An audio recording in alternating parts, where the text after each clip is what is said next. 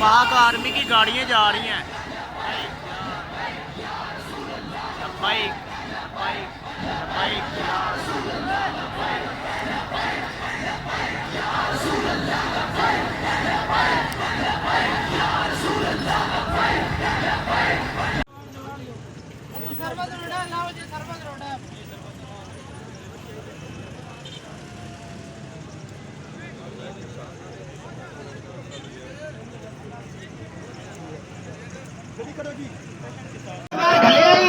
ਹੁਣ ਕਹਿੰਦਾ ਫਰਾਂ ਦਾ ਸਫੀਰ ਬਾਹਰ ਨਿਕਲਣਾ ਉਹ ਬਗੈਰ ਤਾਂ ਤੈਨੂੰ ਕੱਢਣਾ ਪੈਣਾ ਸਰਕਾਰ ਦੇ ਗੁਲਾਮ ਆ ਗਏ।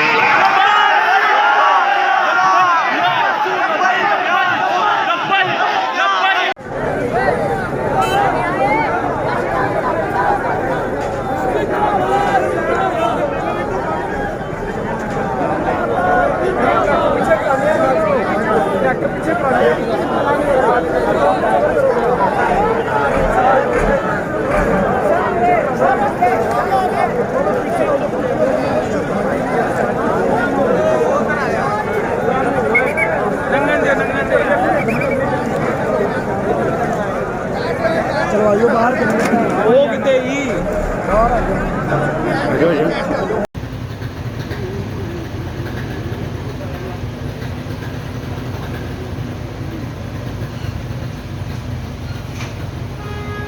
जी ट्रकों की हवाएं निकाल दी गई हैं। जीटी रोड और ओवरहेड ब्रिज जो है ब्लॉक कर दिया गया मुकम्मल।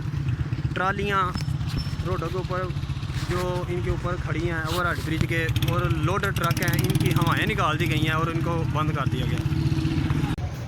अच्छा